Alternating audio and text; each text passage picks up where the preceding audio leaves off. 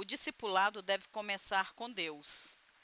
Antes de examinarmos o padrão bíblico de contemplação, precisamos considerar por que o discipulado deve começar com a contemplação. O discipulado é um processo de construção, a construção de pessoas. Sempre que você constrói algo, precisa saber como será o produto final. Por exemplo, arquitetos e engenheiros produzem plantas do produto acabado para que os trabalhadores saibam o que estão fazendo e como fazê-lo. Sem projetos, você não sabe o que está construindo. Deus quer formar pessoas que se tornem semelhantes a Ele. Portanto, Deus, na pessoa de Jesus, é o projeto, o produto final do discipulado. O discipulado deve começar com a contemplação, porque precisa ser iniciado com Deus. Se você não contemplar Jesus de forma consistente e intencional, não saberá como Deus deseja que o homem se torne. E se você não sabe o que o produto do discipulado deve ser, então não pode discipular adequadamente. Quando tornamos o discipulado primariamente uma melhor versão de nós mesmos, erramos o alvo. Deus não está tentando produzir seres humanos melhores, e sim um povo como ele. Muitas vezes pensamos nesta era como o desdobramento de nossos próprios destinos, mas ela foi formada para revelar quem é Deus e desvendar o que ele deseja. Somos convidados a entrar em sua história para que possamos ser formados à sua imagem. Ele não existe para nós e não é feito à nossa imagem. O discipulado deve ser centrado em Deus e não centrado no homem. Esta era não foi projetada para nós, mas projetada para Deus. Este tempo não está relacionado com nossa história. Trata-se de colocarmos-nos na história de Deus e de tornarmos-nos semelhantes a Ele. Tendemos a nos esforçar muito para descobrir como podemos obter a ajuda de Deus para desfrutar de nossos próprios destinos. Tratamos o Criador como um recurso para garantir nosso próprio fim. E isso é amplamente tratado em inúmeros livros cristãos. Todos os anos há novos livros e inúmeros vídeos sobre as fórmulas secretas que fortalecerão nossas orações e nos permitirão obter o favor de Deus. No final, trata-se de manipularmos Deus para obter o que queremos. E isto é uma evidência de que não fomos discipulados biblicamente. Na verdade, isso está mais próximo da bruxaria do que do cristianismo. Deus não foi feito à nossa imagem. Se o discipulado não for baseado na contemplação, nos tornaremos como os fariseus, um povo que conhece informações sobre Deus e adota um estilo de vida religioso, mas, na verdade, não conhece a Deus. Deus não é feito à nossa imagem. Nós somos feitos à sua imagem, e a maturidade cristã é medida pelo grau em que você se assemelha à imagem dele. Nosso maior problema é que não conhecemos a Deus e não podemos discipular as pessoas à imagem de um Deus que não conhecemos. A Bíblia promete que nos tornaremos como Deus de maneiras que não podemos imaginar. Porque, se fomos unidos com Ele na semelhança da sua morte, certamente o seremos também na semelhança da sua ressurreição. Romanos 6, capítulo 5. E se, como filhos, somos também herdeiros de Deus e co-herdeiros em Cristo. Se com Ele sofremos, para que também com Ele sejamos glorificados. Porque para mim, tenho por certo que os sofrimentos do tempo presente não podem ser comparados com a glória a ser revelada em nós. A ardente expectativa da criação aguarda a revelação dos filhos de Deus. Pois aqueles que Deus de antemão conheceu, ele também predestinou para serem conformes à imagem de seu Filho, a fim de que ele seja o primogênito entre muitos irmãos. Romanos 8, 19, versículo 29. O primeiro homem formado do pó da terra é terreno, o segundo homem é do céu. Como foi homem terreno, assim também são os demais que são feitos do pó da terra. E como é o homem celestial, assim também são os celestiais. E assim como trouxemos a imagem de homem terreno, traremos também a imagem do homem celestial. 1 Coríntios 15, 47 a 49. Pois a nossa pátria está nos céus, de onde também aguardamos o Salvador, o Senhor Jesus Cristo, o qual transformará o nosso corpo de humilhação para ser igual ao corpo da sua glória, segundo a eficácia do poder que tem de até subordinar a si todas as coisas. Filipenses 3, 20 a 21.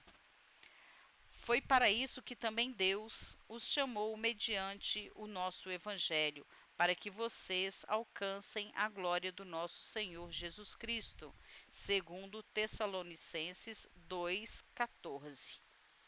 Amados, somos filhos de Deus, mas ainda não se manifestou o que haveremos de ser.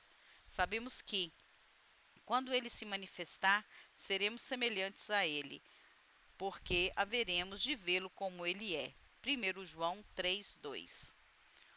O Novo Testamento descreve a igreja como um povo que será totalmente transformado à imagem de Deus.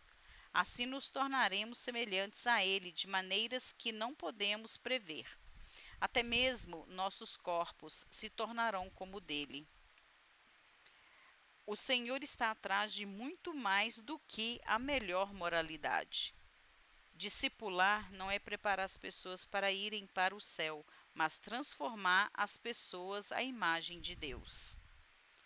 Não somos chamados a abraçar atributos divinos nesta era para ganhar uma aposentadoria celestial. Quando apresentamos o discipulado dessa maneira, as pessoas escolhem ser generosas, abnegadas, humildes, mansas, perdoadoras e longânimas, por esperarem uma recompensa. Embora Deus, de fato, nos recompense, isso não é a totalidade do propósito dele. O Criador está produzindo uma companhia para si mesmo, um povo que é como ele. Deus quer uma nação que goste de viver de maneira que ele vive, não uma que suporte certas disciplinas para ganhar um prêmio. Muito mais está em jogo no discipulado do que chegar ao céu. A questão central é: você se tornará como Deus?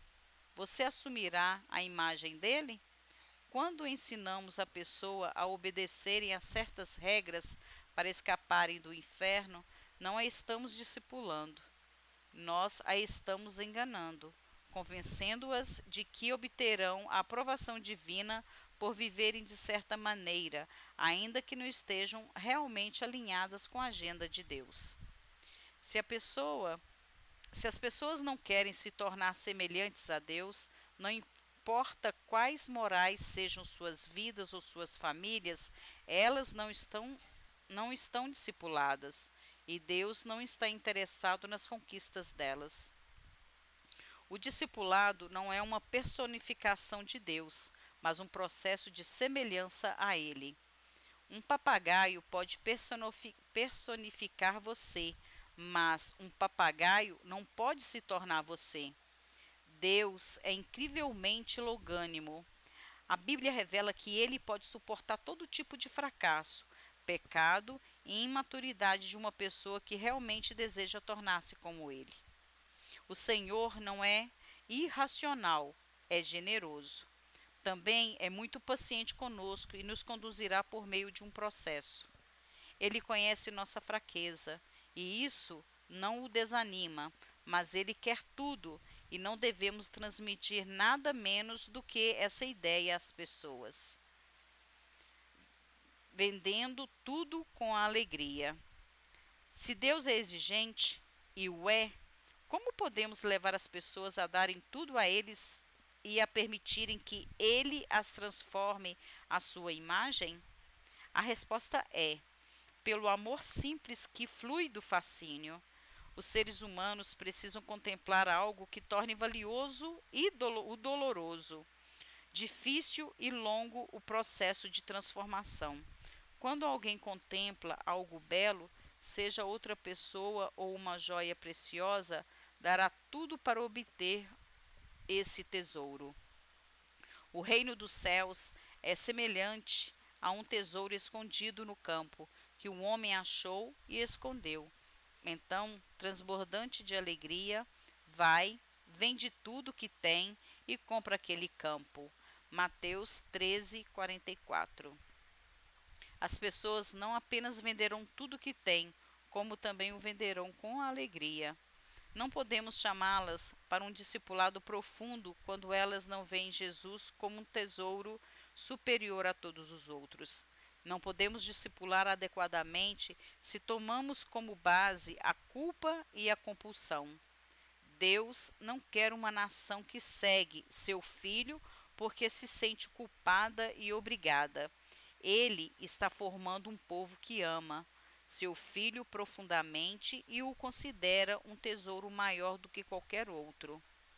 Jesus tem esperado milhares de anos por uma noiva e o Pai vai dar a ele uma que seja digna de sua espera, uma companheira que o ama e o desfruta completamente. Nenhum noivo quer ir a um casamento e encontrar uma noiva que está ali por obrigação, esperando que o casamento proporcione alguns benefícios pessoais. Cristo anseia por alguém cativada pelo amor, e uma noiva anseia pela mesma coisa, que tenha um desejo genuíno por ele, pelo homem a quem ela está entregando sua vida. E com Jesus não é diferente. Ele não quer se unir a pessoas que não o acham desejável, agradável, prazeroso e belo. Jesus estabeleceu um padrão muito alto para o discipulado. Ele nos chamou para negar a nós mesmos e abraçar nessa nossa própria execução para segui-lo. Ele exigiu prioridade em todas as áreas. Seus requisitos para o discipulado eram incrivelmente altos, e ele disse às pessoas para calcular cuidadosamente o custo de segui-lo antes de segui-lo. Jesus tinha requisitos muito mais altos para o discipulado do que muitos de nós. A mais pura verdade é que muitos de nós achamos os requisitos de Jesus muito altos e constantemente procuramos reduzi-los. É fácil ler os requisitos de Jesus e imaginar que ele esperava que alguém o seguisse, mas ele nunca forçou as pessoas a segui-lo. Na verdade, Cristo voluntariamente deixou as pessoas irem. Jesus nunca esperou que todos o seguissem, pois procura aqueles que encontram alegria nele. Ele é muito paciente em relação às nossas deficiências e falhas, mas não quer que as pessoas o sigam por dever. Ele quer ser um objeto de prazer para sua noiva, como qualquer outro noivo se preparando para um casamento.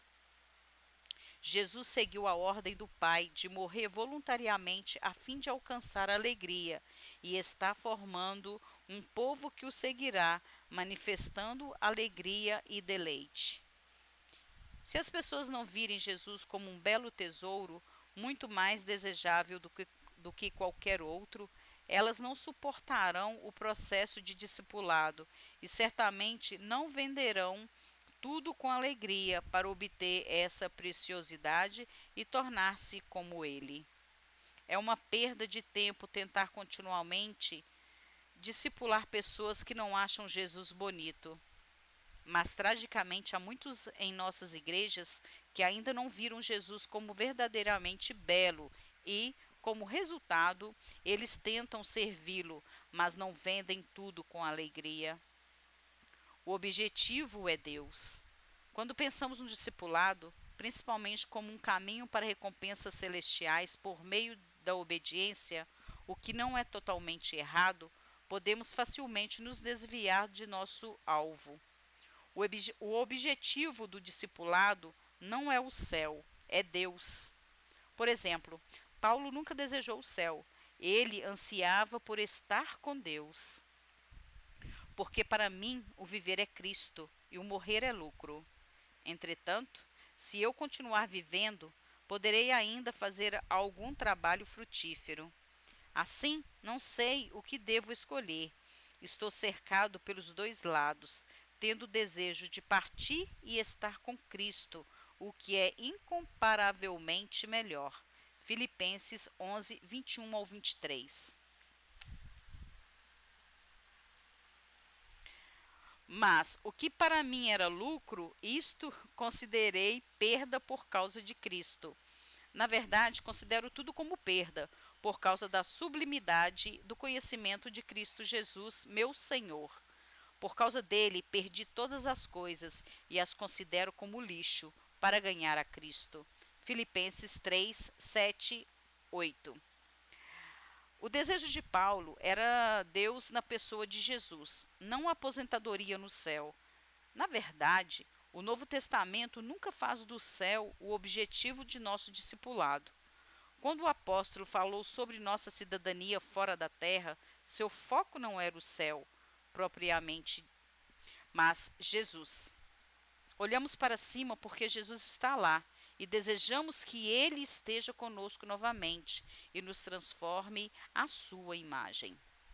Pois a nossa pátria está nos céus, de onde também aguardamos o Salvador, o Senhor Jesus Cristo, o qual transformará o nosso corpo de humilhação para ser igual ao corpo da sua glória, segundo a eficácia do poder que ele tem de até subordinar a si todas as coisas. Filipenses 3, 20 ao 21. A primeira carta aos Coríntios, capítulo 15, pode ser a passagem onde Paulo mais falou sobre o céu e o cristão.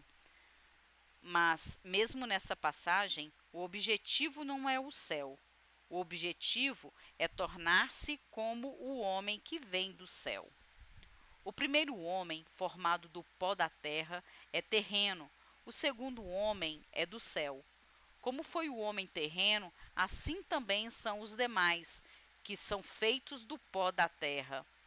E, como é o homem celestial, assim também são os celestiais. E assim, como trouxemos a imagem do homem terreno, traremos também a imagem do homem celestial. 1 Coríntios 15, 47 a 49. Paulo descreve a glória de Jesus enquanto homem do céu. Mas quando fala da esperança do cristão, não se refere ao céu. A esperança é a ressurreição e a semelhança do homem divino. Portanto, o discipulado deve começar contemplando a beleza de Deus na pessoa de Jesus.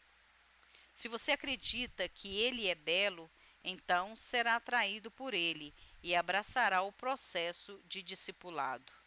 Se você não o vê como belo, então abandonará o caminho quando houver dificuldade, ou ainda se tornará um legalista que mantém certas regras por causa da culpa ou da esperança do céu. Não adianta colocar a esperança das pessoas no céu, pois a expectativa se torna vaga e indefinida, não sendo aquela expressa no Novo Testamento. O objetivo da mensagem do Novo Testamento é claro: torne-se como Jesus para que você possa se unir a Ele e participar de sua restauração da criação. O discipulado começa com contemplação, mas nada acontece quando contemplamos alguém ou algo que não achamos belo. Portanto, o discipulado é uma luta travada no campo de batalha da beleza. E é por isso que precisamos voltar nossa atenção a seguir. O campo da batalha da beleza. A sede por beleza é uma das características que torna o ser humano único. Nenhuma outra criatura é atraída pelo belo assim como nós, o que indica que esse desejo é o resultado de ser feita à imagem de Deus. Nosso anseio reflete o desejo dele. Um cachorro se contenta em viver uma favela ou em uma cobertura. Ele realmente não se importa. No entanto, os humanos anseiam pela beleza de todas as áreas de sua vida. Quando algo não é bonito, nós nos afastamos dele ou tentamos remodelá-lo para embelezá-lo. Somos atraídos por pessoas, lugares e objetos bonitos. Qualquer coisa em nossas vidas que consideramos valiosa, também queremos que seja bonito. O coração humano anseia por beleza e a procura. Nascemos com olhos ambiciosos que desejam olhar para as coisas que achamos prazerosas e fascinantes. E quando descobrimos a beleza, desejamos imitar o que vemos. Portanto, a maneira como satisfazemos nosso apetite pela beleza determinará aquilo que nos tornaremos. A igreja repreende as pessoas pelo consumo excessivo da falsa beleza, mas essa é uma resposta incompleta ao dilema humano. Devemos redirecionar o apetite das pessoas, não apenas reprimi-lo. Considere Isaías 55. Ah, todos vocês que têm sede, venham às águas, e vocês que não têm dinheiro, venham, compram e comam. Sim, venham e comprem, sem dinheiro e sem preço, vinho e leite. Por que vocês gastam dinheiro naquilo que não é pão e o seu suor naquilo que não satisfaz? Ouçam com atenção o que eu digo. Comam o que é bom e vocês irão saborear comidas deliciosas. Deus não nos repreende por fome e sede. Em vez disso, ordena que comamos e bebamos. Deus não nos repreende por termos apetite. Em vez disso, repreende-nos por consumir aquilo que não nos satisfaz. Por exemplo, se você está destruindo seu corpo comendo comida barata e pouco saudável, você não deve parar de comer. Se o fizer, é possível que morra. A resposta não é abster-se totalmente da comida, mas mudar o que você come, ou seja, parar de comer comida ruim. Seus apetites não são um problema, eles não precisam ser destruídos, mas ser redirecionados. Deus fica horrorizado que seu povo não desfrute nem beba profundamente do prazer de conhecê-lo. Ele não conseguia entender porque seu povo não satisfazia seu apetite por prazer nele. Fiquem espantados com isso, ó céus, fiquem horrorizados e cheios de espanto, diz o Senhor, porque o meu povo cometeu dois males, abandonaram a mim e a fontes de água viva, e cavaram cisternas, cisternas rachadas que não retêm água. Jeremias 2, do 12 ao 13. Se ensinamos as pessoas a negarem seus apetites, mas não a levamos a satisfazer o seu desejo da beleza em Deus, elas estão destinadas a ruínas. Elas se tornarão hipócritas religiosas que seguem regras morais, mas não conhecem a Deus, ou ainda acabarão se livrando de todas as restrições e se tornando mais desregados do que antes. Os apetites do coração humano são simplesmente fortes demais para serem negados, porque fomos feitos para desejar a beleza de Deus.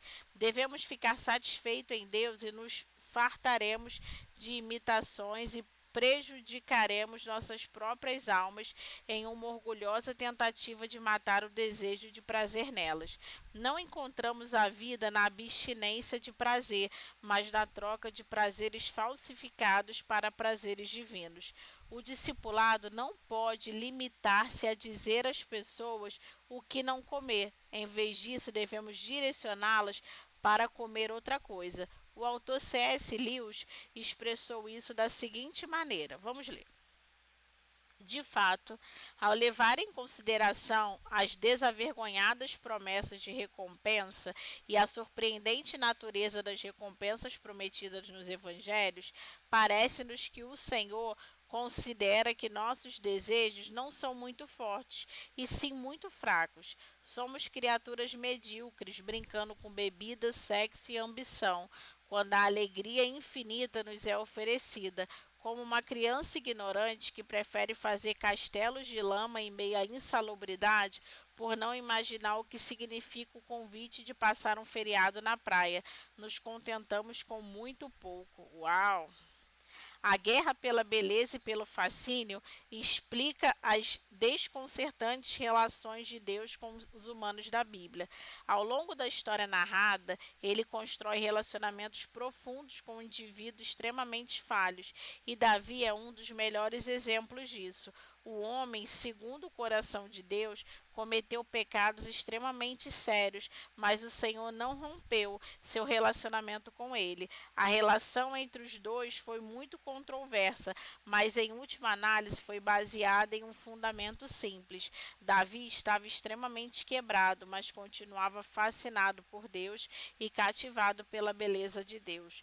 Uma coisa peço ao Senhor e a buscarei, que eu possa morar na casa de Deus todos os dias da minha vida, para contemplar a beleza do Senhor e meditar no seu templo. Salmo 27:4. Porque Davi achou Deus belo, o Criador pôde trabalhar com ele e moldá-lo à sua própria imagem. E embora pareça escandaloso, pôde chamar Davi de homem segundo o seu coração.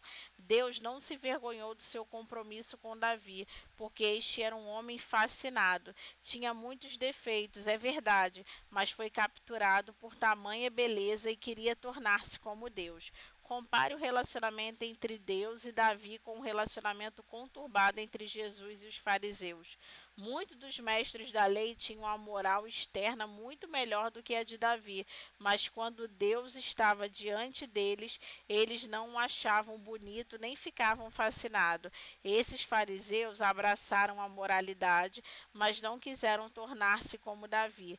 Em consequência disso, Jesus travou um conflito contínuo com eles e com muitos dos líderes religiosos. Nossas ações são muito importantes, por isso Davi e sua família sofreram tremendamente por conta de seus pecados. No entanto, precisamos considerar, sem excessivamente criticarmos a fraqueza de algumas pessoas e celebrarmos o cumprimento das regras de outros. Melhor dizendo, discipulamos com base no fascínio ou na modificação do comportamento. Estudantes da divina beleza. O discipulado bíblico produzirá pessoas que se tornarão estudantes da beleza de Jesus. As pessoas devidamente discipuladas serão cativadas pela beleza de Jesus e estruturarão suas vidas para que aproveitem todas as oportunidades de contemplar a beleza dele. Como já dito, as pessoas orquestram suas vidas para contemplar o ser mais belo, e como todo ser humano, buscarão maneiras de se tornarem como aqueles que consideram mais bonitos. Portanto, assim como as pessoas se vestem para se parecerem com os modelos que acham atraentes, também as que são capturadas pela beleza de Jesus buscarão se parecer com ele. O desejo humano pela beleza pode levar os humanos a fazerem todo tipo de coisas que por outros motivos não fariam. É por isso que bons pais protegem as crianças da beleza falsificada, e por isso que os governos têm de fiscalizar materiais. O desejo humano por coisas que são tidas como belas é mais forte do que qualquer outro desejo. Não é razoável. A beleza de Jesus deve ser fundamental em nossas igrejas, deve ser o apelo principal. Quando acharmos Jesus belo, faremos qualquer coisa por ele. Não seremos restringidos por recursos, razão ou reprovação. Tragicamente, muitas vezes tentamos atrair pessoas para a igreja usando uma miragem de métodos, uma vez de lidar com a raiz do problema. Estamos entediados com a pessoa mais bonita do cosmos. Se não enfrentarmos esse embrólio central, tentaremos seduzir as massas usando várias atrações, e é assim que as igrejas rapidamente saem do caminho. A verdade incômoda é que muitas vezes tentamos atrair pessoas para a igreja por meio de muitas outras coisas além de Deus.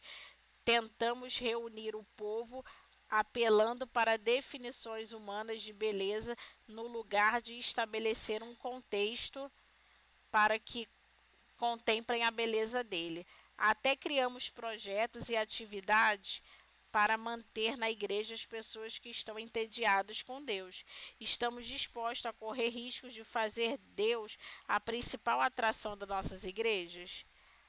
A triste verdade é que se Deus fizer de Deus, a triste verdade é que se você fizer de Deus a atração principal da sua igreja local, poderá perder pessoas que atualmente a frequentam. Porém, se o corpo é um povo reunido em torno de Deus, vale mesmo a pena todo esforço que dependemos de manter envolvidas pessoas que não são fascinadas por ele e não querem realmente orientar suas vidas em torno da contemplação de sua beleza. Será que não impedimos o crescimento de nossas igrejas locais por não estarmos dispostos a nos separar de pessoas que não veem Deus como a atração principal? Um povo capturado pela beleza. A revelação da beleza de Jesus ao coração humano tem o poder de cativar a mente, a vontade e as emoções, e de gerar um povo que suportará sacrifícios incríveis pelo amor de seu nome e da sua glória. Muitas vezes, porém, tentamos motivar as pessoas usando todos os tipos de métodos: esperança, medo, ameaça, vergonha, advertência e recompensas. Parte disso tem valor, mas levanta uma questão: já experimentamos a beleza? Nossas livrarias estão repletas de livros que oferecem um caminho para alcançar nossas esperanças, sonhos e destinos. Até os cristãos realizam conferências e seminários sobre como viver próspero, realizado e satisfeito. Por um lado, isso não faz sentido, considerando que há repetidas previsões sobre o sofrimento do Novo Testamento e nenhuma garantia do sucesso nessa área. Por outro lado, tudo isso expõe uma questão mais profunda: somos mais cativados por nossa própria beleza do que pela beleza de Jesus.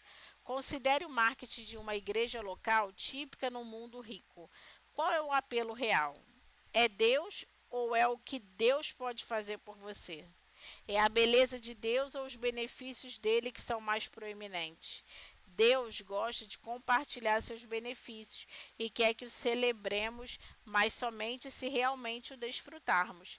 Em um casamento saudável, um cônjuge gosta de sustentar o outro cônjuge e de servi-lo de maneiras diferentes.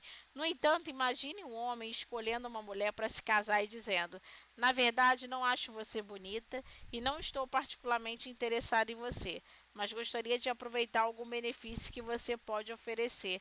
Que mulher iria querer esse tipo de pedido de casamento? E ainda fazemos de tudo para interessar as pessoas nos benefícios de Deus quando elas não o acham verdadeiramente atraente. Tentarmos atrair pessoas para a igreja com base no que Deus nos dá não é beleza dele, expõe o fato de que não o achamos verdadeiramente belo. Isso levanta uma questão séria: se não desfrutamos verdadeiramente dele, por que outras pessoas deveriam ser atraídas para a nossa igreja? Por que elas deveriam dar suas vidas a um Deus que nós mesmos não consideramos particularmente interessante? Meu Deus, a pura verdade é que estamos apaixonados por nosso próprio chamado destino e senso de realização, porque simplesmente não achamos Deus belo. Como resultado, dificilmente consideramos o fato de que Jesus esperou milhares de anos por sua herança. Ele sofreu mais do que qualquer homem e ainda não recebeu sua recompensa, mas isso não parece incomodar milhões de cristãos. A ideia de que devemos perseguir nossos destinos enquanto o Filho de Deus ainda não tem sua mente a sua recompensa é pura loucura. É hora de uma geração priorizar o chamado de Jesus sobre o seu próprio. Esta é uma única resposta razoável à sua beleza. Precisamos encontrar nossa satisfação primária em Jesus, recebendo a sua recompensa e também a sua herança. Cristo é exaltado porque deu sua vida para poder garantir o nosso futuro, e o Pai está procurando um povo que pense da mesma maneira. Estamos contentes de deixar o Filho esperar ou faremos nossa parte para vê-lo receber o seu espólio? É hora de darmos nossas vidas para garantir a recompensa de Jesus. Sua beleza deve capturar nossos corações de tal forma que encontremos nossas principais satisfação nele, recebendo suas promessas e herança, e não em nós mesmos, cumprindo nossos próprios propósitos. Eu garanto, se você doar sua vida para que Jesus receba o que lhe é de direito, ele cuidará do seu chamado. Quando um povo discipulado contempla a beleza de Jesus, as pessoas são libertadas da tirania do seu próprio chamado e entregam suas vidas com alegria para ver Jesus receber a sua plena recompensa. Descobrindo a verdadeira beleza. A beleza de Jesus é diferente de todas as outras do mundo e precisamos de revelação para vê-la e valorizá-la. Devemos ter nossos olhos renovados a fim de contemplar Jesus com a ajuda do Espírito. À medida que a verdadeira beleza de Jesus for mostrada a nós pelo Paracleto, nossos apetites mudarão e eles nos libertará do vício da beleza distorcida desta era. Quando isso acontecer, as coisas que antes achávamos belas, de repente se tornarão grotescas. Como Paulo, diremos: mas longe de mim gloriar-me, senão na cruz de nosso Senhor Jesus Cristo, pelo qual o mundo está crucificado para mim e eu estou crucificado para o mundo. Gálatas 6,14. Quando contemplarmos Jesus, a beleza desta era se tornará hedionda para nós, como um homem brutalmente executado. No entanto, se não o contemplarmos, acabaremos imitando as definições de beleza do mundo e colocando o nome de Jesus nela. Quando isso acontece, não fazemos discípulos, moldamos pessoas religiosas que ainda amam o mundo.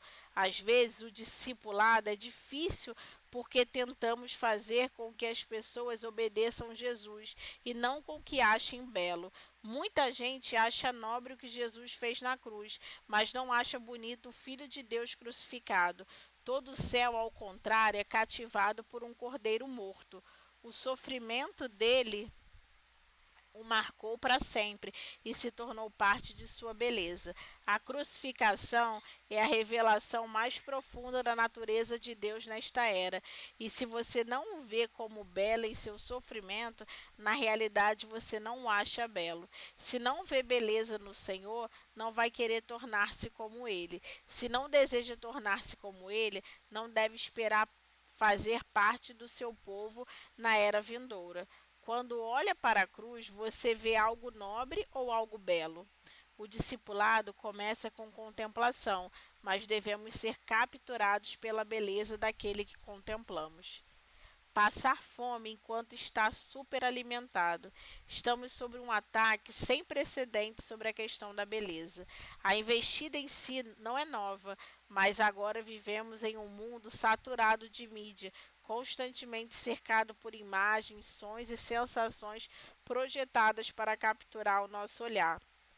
A beleza e o fascínio são o campo de batalha do discipulado, porque o que achamos belo e fascinante determinará o que nos tornaremos. O coração humano não é estatístico, mas dinâmico.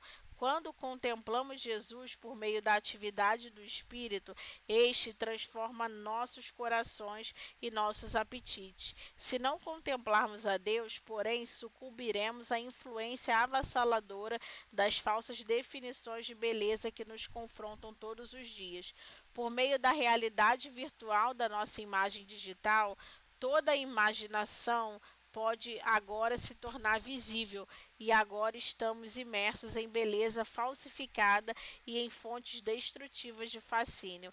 Além disso, o inimigo superestimula intencionalmente nossos apetites, criando um ambiente super saturado a fim de que nunca tenhamos fome suficiente para desejar a verdadeira beleza. Nós nos empanturramos com o buffet da falsa beleza do inimigo e com o resultado ficamos espiritualmente famintos porque estamos superalimentados. O jejum faz parte da vida cristã, o que inclui abstinência de alimentos e outras formas de contenção. Você não jejua para ganhar algo de Deus, mas para encontrar a fome e quebrar o domínio da falsa fascinação da vida. As pessoas que estão superalimentadas não anseiam por mais nada, mas se você começar a recusar a falsificação da beleza, logo desenvolverá uma fome pela verdade. Precisamos desenvolver um estilo de vida jejuado e intencionalmente evitar comer demais no falso buffet da beleza. Assim poderemos encontrar o que é real e o que é verdadeiro. Abraçar a contenção intencional abrirá uma porta para um prazer que aqueles que estão superalimentados não podem imaginar. Se não recuarmos do falso self-service da beleza, nunca desenvolveremos um apetite por aquele que é divina. A grande necessidade da nossa época é um povo que contemple a beleza de Deus por meio do Espírito e esteja satisfeito com ele. O comando ao deleite. Quando achamos Jesus belo, teremos profundo deleite nele, conhecendo o poder da beleza do prazer. Deus nos deu o mandamento de nos deleitarmos nele. Deleite-se no Senhor, Salmo 37, 4. A Bíblia repetidamente nos ordena ter prazer em Deus, o que significa que o deleite não é opcional. Ainda assim, pode ser um dos mandamentos mais negligenciados. A ironia dessa ordem é que não podemos cumpri-la fazendo coisas. Só podemos cumprir o mandamento quando desfrutamos profundamente do Senhor. Ele não quer simplesmente que nos submetamos a Ele, mas quer que o desfrutemos. Não podemos agradar a Deus se não o desfrutamos. Existem várias razões pelas quais as pessoas tentam obedecer a Deus ou procurá-lo, mas Deus está procurando um povo que o desfrute. Ele quer pessoas que encontrem prazer nele, assim como ele encontra prazer intenso em seu povo. O discipulado deve produzir deleite. Muitas pessoas são gratas a Deus pelo que ele fez por elas, mas não se deleitam nele.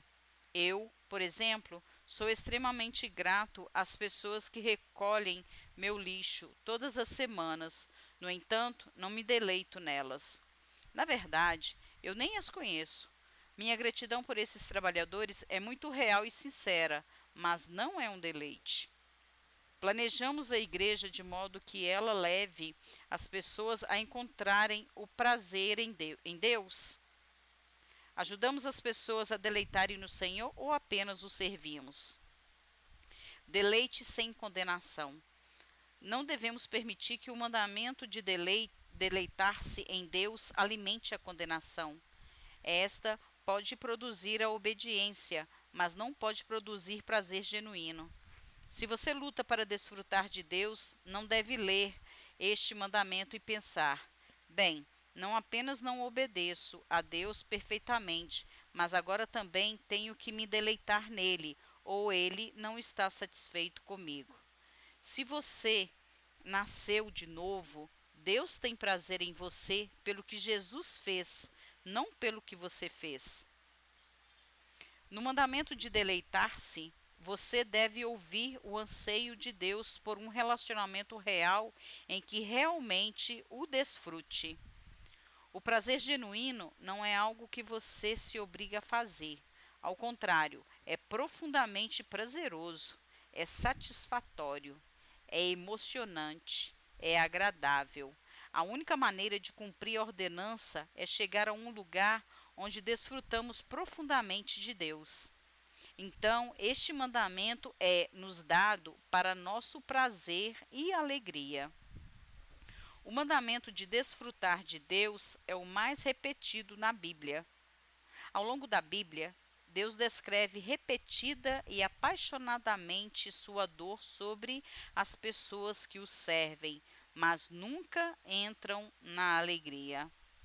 Essas maldições serão um sinal e um prodígio para vocês e para os seus descendentes para sempre, uma vez que vocês não serviram com júbilo e alegria ao Senhor, ao seu Deus.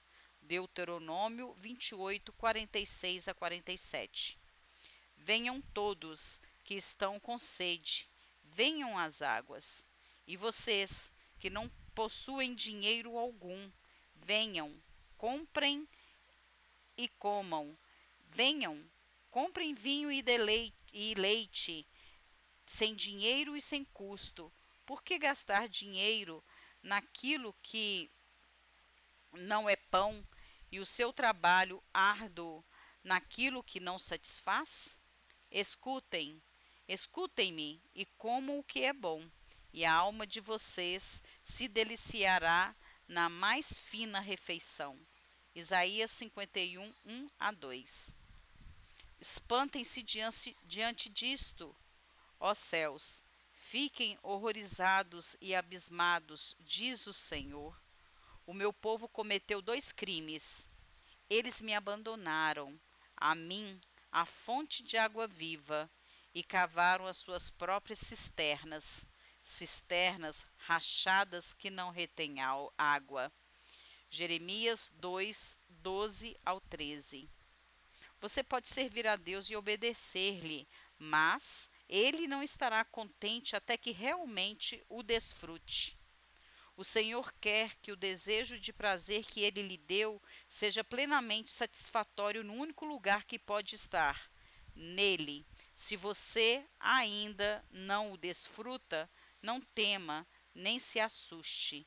Nascemos em um mundo caído, onde naturalmente não nos deleitamos nele, mas ele nos seguiu com alegria. O relacionamento de Deus com você é baseado no desejo dele, não no seu desempenho, e é assegurado pelo sangue do Filho, não pela sua bondade intrínseca. Se você não se deleita em Deus, não desista, abrace o discipulado. À medida que você se envolver ativamente nesse processo, Deus o transformará e remodelará seus apetites para que você deleite nele. A ordem de Deus para se deleitar nele não é outra destinada a expor como você está aquém dos requisitos de Deus.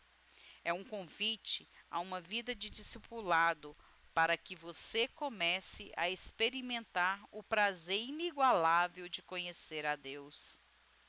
Deleite para a disciplina.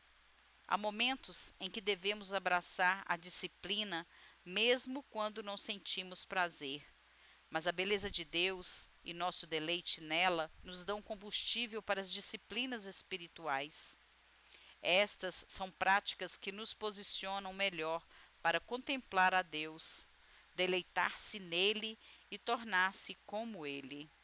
Se o desejo de deleitar-se na beleza de Deus não for o combustível de nossas disciplinas espirituais, elas acabarão falhando ou se tornando hábitos vazios. Vivemos em uma época de movimentos, e 2 dos maiores de nossos tempos são o movimento de oração e o movimento de adoração. Se essas dinâmicas vão produzir o que Deus deseja, elas devem ser construídas sobre o conceito de deleite na beleza de Deus. Há um mistério na oração. É um trabalho árduo e, não raro, as respostas parecem atrasadas ou vêm de maneiras que não esperamos. Como resultado, as pessoas muitas vezes podem ficar desanimadas e lentamente abandonar seu ritmo de oração, se esta for reduzida às petições. A disciplina da oração é valiosa, mas não é suficiente para alimentar um movimento. A oração é muito mais do que avançar na atividade do reino de Deus. O Senhor nos deu atividade de presente, porque Ele quer se relacionar conosco. Trata-se de uma conversa que nos leva ao encontro da beleza dele. Ainda assim, nós associamos a oração com petições, embora estas sejam um pequeno aspecto daquela. A oração é uma oportunidade de buscar a beleza do Senhor e, como resultado, a oração existe pelo bem da oração. Também temos mais acesso à adoração musical do que qualquer geração na história, e isso é um presente precioso se nos leva a deleitar-nos em Deus. Quando se torna uma experiência para medicar nossas emoções, acalmar nossas ansiedades e nos fazer sentir melhor sobre nós mesmos, não falamos mais de adoração, mas de uma terapia musical. A adoração nos levar a deleitar-nos em Deus, não em nós mesmos, bem como a abordar nossos problemas mais profundos contemplando a beleza deles. Adorar deve levar-nos ao deleite em Deus, não à felicidade. Esta é uma emoção passageira e muitas vezes egocêntrica. Já o deleite é a experiência de profundo prazer em uma pessoa. A adoração deve produzir prazer em nossas almas. Expressões modernas de uma antiga idolatria. Uma vez que os humanos são projetados para adorar, eles vão adorar algo ou alguém.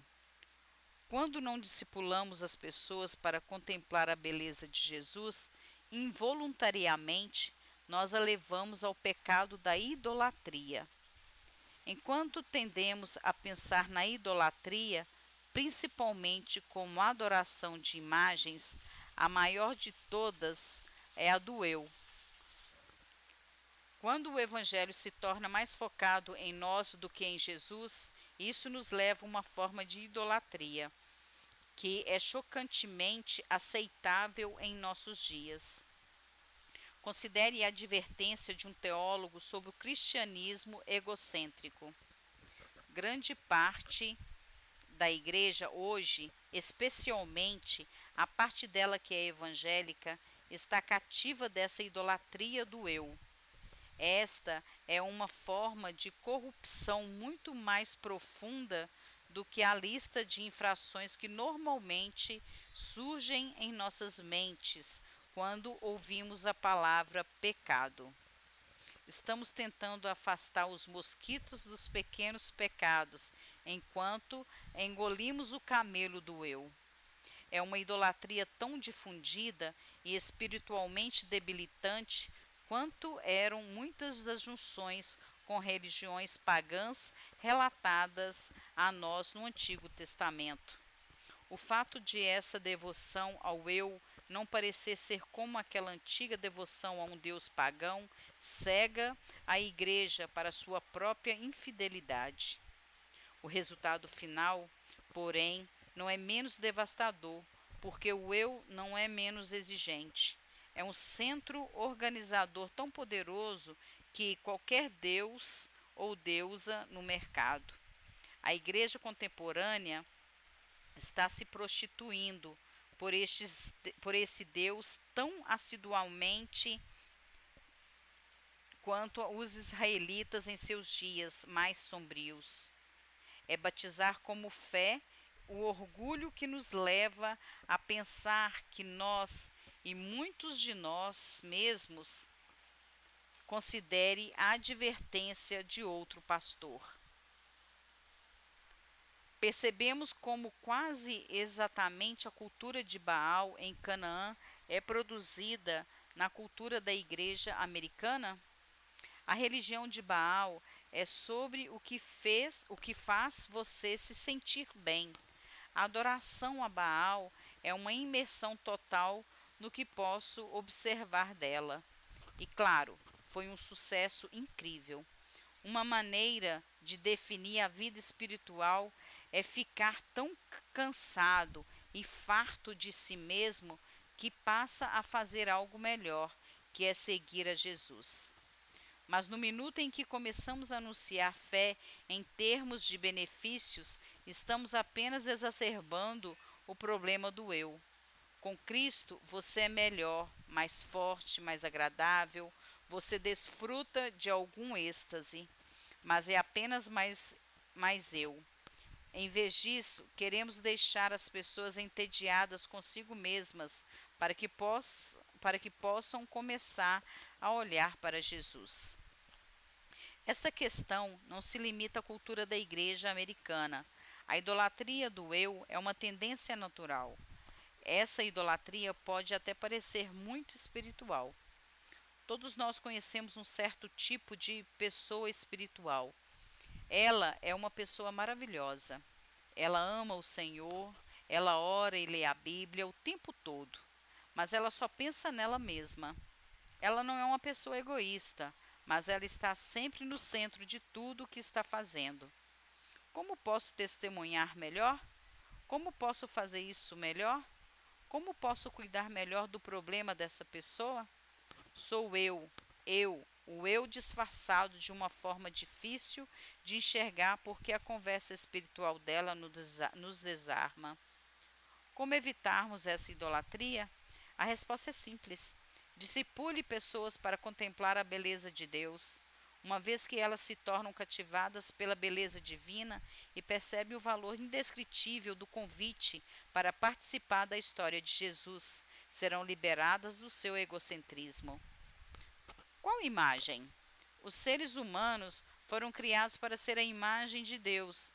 Então, refletimos naturalmente tudo o que contemplamos e adoramos. Se não o contemplarmos, inevitavelmente refletiremos outra imagem. Mas, por meio da obra do Espírito Santo, podemos cumprir nosso chamado para sermos transformados à imagem de Deus. Assim, ser transformado pela renovação de vossa mente em Romanos 12, 2 é o possível equivalente de se conformar à imagem do Filho de Deus em Romanos 8, 29. Essa equivalência transparece quando se observa a combinação de renovação e imagem em Colossenses 3:10. Vos revestistes do novo homem, que se renova para o pleno conhecimento, segundo a imagem daquele que o criou.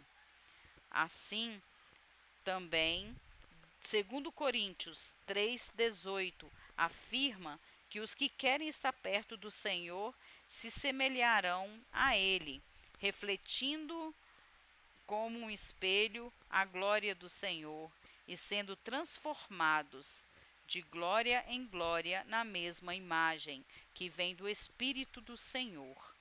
Vale a pena notar que, entre os 8 usos de imagem, em Paulo, apenas 2 ocorrem em Romanos 1, 23 e 8, 29.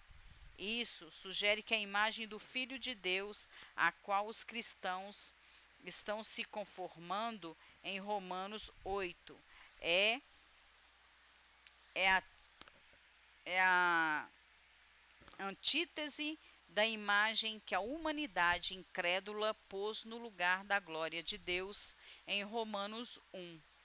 Igualmente, a transferência futura da criação de seu estado de escrava da corrupção para a liberdade da glória dos filhos de Deus. Implica, mais uma vez, a corrupção que os seres humanos vivem ao trocarem a glória de Deus em Romanos 1, 23 e o futuro resgate daquela glória refletida. Essas combinações únicas de imagem e glória em Romanos 1 e Romanos 8 mostram que este desenvolve a antítese daquele como trampolim para Romanos 12, 2. O que se pode deduzir disso é que, se alguém não ama a Deus, Romanos 8, 28, e consequentemente não está sendo conforme a imagem do seu filho, esse alguém ama outro objeto terreno de culto e, consequente, está se conformando com esta imagem terrena. A resposta à beleza divina. Uma vez que o ser humano busca beleza e emula aquilo que o fascina, a adoração é o fruto do deleite e do discipulado.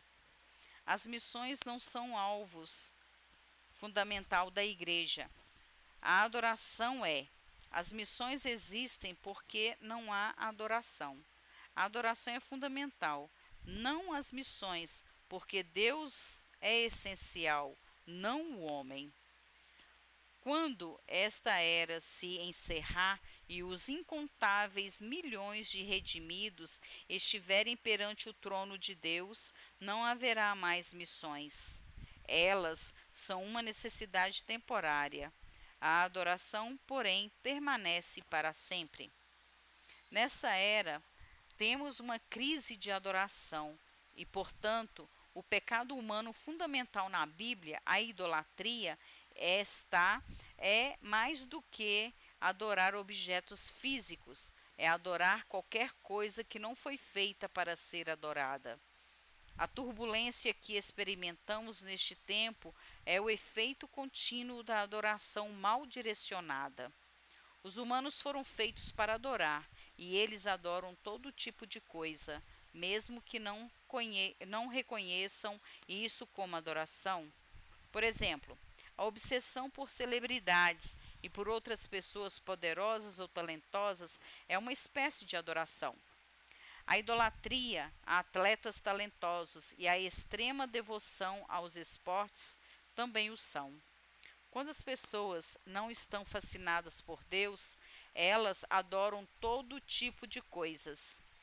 Existem diferentes graus e expressões de adoração, como o afeto, a devoção e a alegria associados a pessoas, equipes, eventos e movimentos são de fato adoração.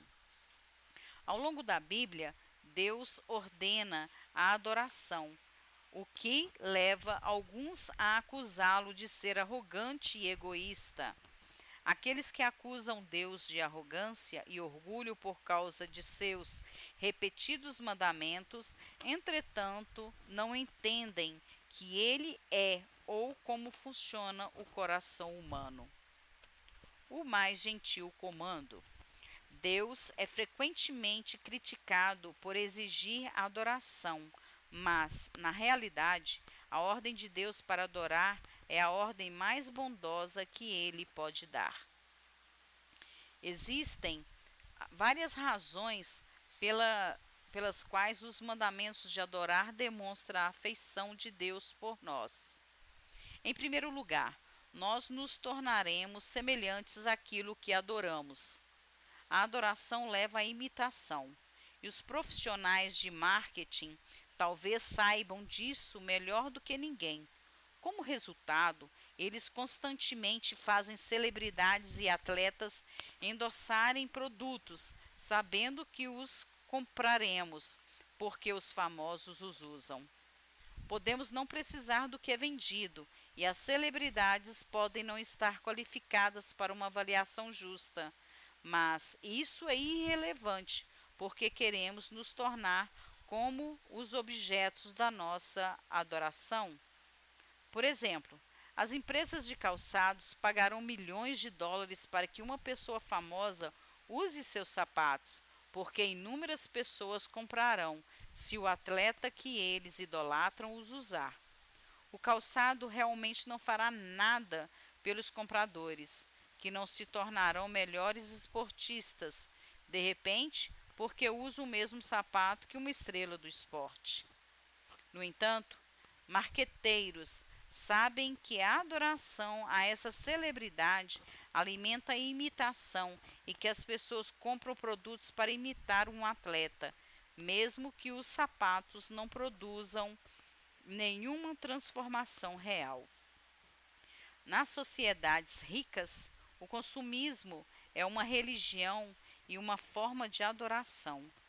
À medida que entramos nas lojas ou compramos online, encontramos imagens de celebridades e modelos que nos são apresentados como semideuses, pois representam imagens de quase perfeição. São lindas imagens e, como resultado, desejamos e somos convidados a imitá-los por meio das compras.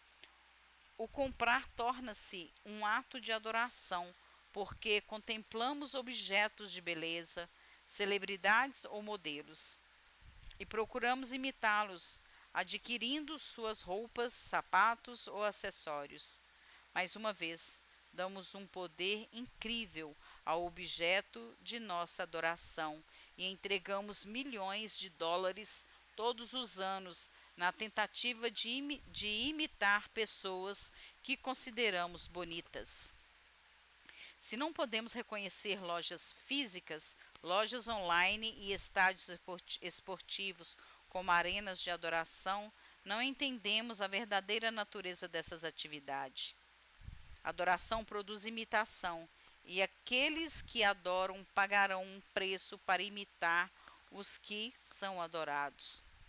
Quando Deus nos ordena adorar, convida-nos a nos tornarmos iguais a Ele. Além disso, Ele é o único objeto de adoração que não busca tirar proveito de nossa devoção. Portanto, a adoração é um privilégio profundo que não nos desvaloriza, isso nos eleva. Em segundo lugar, quando adoramos, damos ao objeto de adoração poder e influência sobre nossas vidas. Mais uma vez, considere a incrível influência que as celebridades e outras pessoas exercem sobre nossas vidas.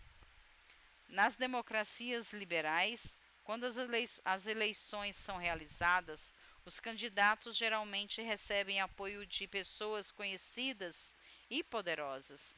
Por exemplo, eles normalmente buscam o endosso de atletas, atores e artistas. Do ponto de vista lógico, isso faz pouco sentido. Por exemplo, um ator é hábil para imitar outra pessoa e um artista sabe como fazer música. Esses talentos são completamente diferentes das habilidades necessárias para liderar um governo. Um líder deve ser hábil para resolver problemas complexos, deve ter uma excelente compreensão do orçamento, deve saber como navegar em grandes organizações e deve gerenciar a burocracia. Em suma, os líderes governamentais precisam ser excelentes administradores, que entendam de contabilidade, envolva habilidades que não são normalmente associadas a uma celebridade. Embora as celebridades não sejam qualificadas para avaliar os candidatos do governo, seus endossos são valiosos, porque nossa adoração a eles lhe dá uma incrível influência sobre nossas vidas. Essa dominação é constantemente manipulada por empresas e campanhas políticas que se aproveitam da nossa adoração para garantir os fins desejados. Deus nos ordena adorar, sabendo que isso dará a Ele uma influência profunda sobre nossas vidas. Quando os humanos comandam a adoração, são incrivelmente egoístas, mas Deus é completamente diferente de nós. Ele é a única pessoa no cosmos que busca naturalmente o bem dos outros, mesmo à custa de sua própria vida. É a única pessoa a quem devemos nos render, porque ele sempre usará seu poder sobre nós para nosso benefício.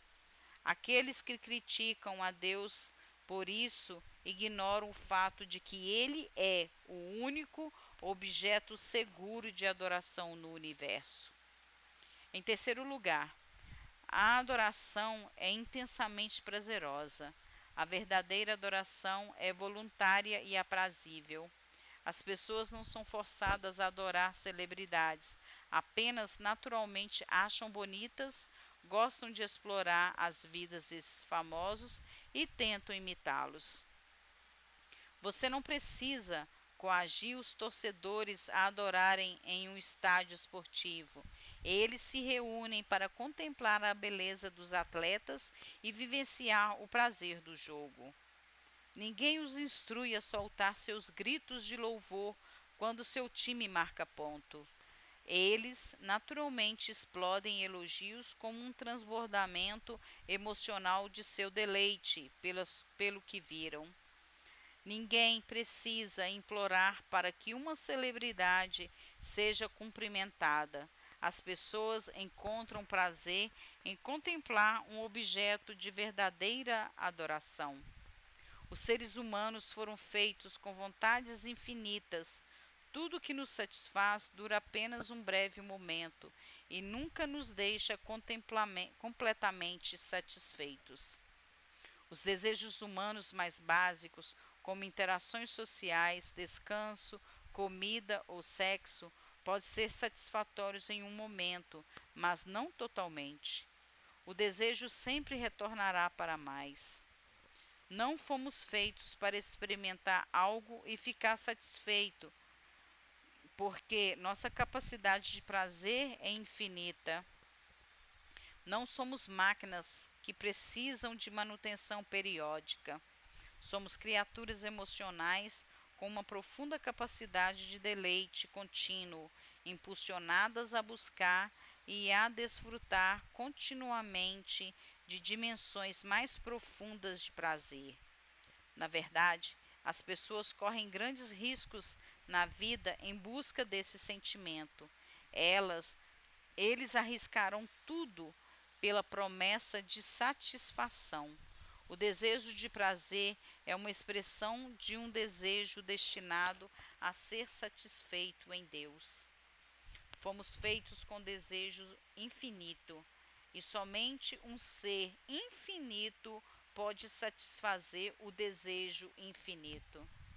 A adoração é uma jornada interminável de descoberta, porque a beleza de Deus é inesgotável e a ordem para adorar é um convite ao prazer. O Senhor criou você para desfrutar de prazeres intensos, e a adoração é o ponto de entrada para o prazer mais profundo que o coração humano pode experimentar. Deleite-se em um homem divino. O coração humano anseia por algo maior do que ele mesmo. A história mostra isso claramente, porque os humanos farão grandes sacrifícios por uma grande causa e um grande sonho. Milhões morreram de bom grado, até com entusiasmo, em campos de batalha, esperando garantir um objetivo que é muito maior do que suas próprias vidas. Em um esforço para encher as igrejas, é comum que elas se concentrem quase inteiramente em nós, enfatizando nosso sucesso, nosso chamado, nossos desejos e nossa felicidade. Jesus é muitas vezes feito como um meio para nosso sucesso e nosso futuro. Esse foco centrado no homem é projetado para atrair pessoas para a igreja, mas na realidade está impedindo que elas encontrem o verdadeiro prazer. Milhões de pessoas ficam entediadas nas igrejas porque tudo que ouvem está focado nelas e seus corações realmente anseiam por algo muito maior do que elas mesmas. A adoração bíblica é uma prática espiritual que focaliza o coração humano na pessoa mais bela e chama a atenção para o único que pode encher o coração humano com prazer supremo. A beleza de Deus e o prazer que acompanha sua beleza produzem amor verdadeiro e são a motivação bíblica para abraçar disciplina, obediência, missões e abnegação. O amor permite que o coração humano abrace os níveis mais profundos de sacrifício, mas frequentemente tentamos convencer os frequentadores da igreja a servir alguém que ainda não amam. Deus poderia ter feito o mundo da maneira que quisesse e o fez de forma que quase todos os aspectos de nossa vida, até mesmo as coisas mais normais, tivessem a capacidade de ser prazeroso. Nossos prazeres diários, pequenos e grandes, são reflexo de sua personalidade. São migalhas de pão destinadas a nos atrair para a base do desejo. O Criador gosta de seu povo e encontra nele um incrível prazer, e nós fomos feitos para encontrar nele um prazer correspondente. As pessoas geralmente pensam que o sacrifício é a maior expressão de amor, mas não é. Elas podem se sacrificar por coisas que acreditam ser certas, mas não necessariamente amar coisas. A maior expressão de amor é o deleite. Se Deus é aquele a quem amamos e se Ele é a pessoa mais bonita, precisamos nos perguntar, nos deleitarmos nele. O deleite é a mais alta expressão de afeição por Deus, e os discípulos bíblicos devem levar uma pessoa a se deleitar no Senhor. Se estamos levando as pessoas à obediência, mas não ao deleite, estamos equivocados. É claro que levarmos as pessoas a deleitarem-se sem obedecer é uma irresponsabilidade, mas entre os cristãos que amam a Bíblia e a obedecem, obedecer à Bíblia sem deleitar-se em Deus é provavelmente um problema muito mais comum. Discipulado pela adoração para enfim adorar. A verdadeira adoração é uma expressão de beleza, desejo e prazer. Esses são os desejos humanos básicos e Deus nos ordena satisfazê-los plenamente, adorando o único que pode realmente satisfazer nossos anseios. Resumindo, a adoração é fruto do discipulado, porque primeiro, nos leva a nos tornar como Deus, que é o objetivo final do discipulado.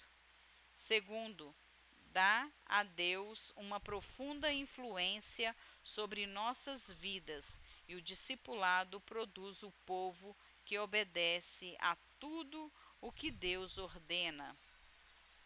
Terceiro, nos direciona ao prazer infinito de descobrir quem é Deus. O prazer de contemplar a Deus produzirá naturalmente a imitação e a obediência.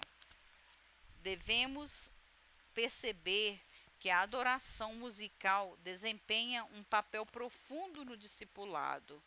Isso mexe com nossas emoções, nos instrui em teologia, dá-nos uma imagem de Deus e nos move a responder a Ele. Embora o ensino seja importante, a música geralmente nos afeta mais. Se nossa adoração coletiva não estiver alinhada com esses três objetivos, então não é verdadeira adoração e precisamos nos fazer os ajustes necessários. Cantores, músicos e compositores devem abordar seu ofício como um meio de discipulado, não um meio de entretenimento religioso. Vimos que contemplar alguém belo e ter profundo deleite nele são a base do discipulado, o que levanta uma questão fundamental. Como podemos contemplá-lo? Deus desceu visivelmente no Monte Sinai e Paulo viu Jesus na estrada para Damasco. No entanto, esses foram eventos muito incomuns. O Senhor ainda se revela de maneira dramática, mas obviamente somos chamados a contemplar como um modo de vida. Vamos descobrir como a Bíblia nos diz para contemplar a glória de Deus, mas primeiro precisamos estabelecer mais um fundamento. Precisamos enxergar que a contemplação não se limita à experiência individual e há momentos únicos na história da redenção. Desde o princípio, contemplar tem sido o modelo bíblico para uma comunidade coletiva, e é isso que precisamos descobrir a seguir.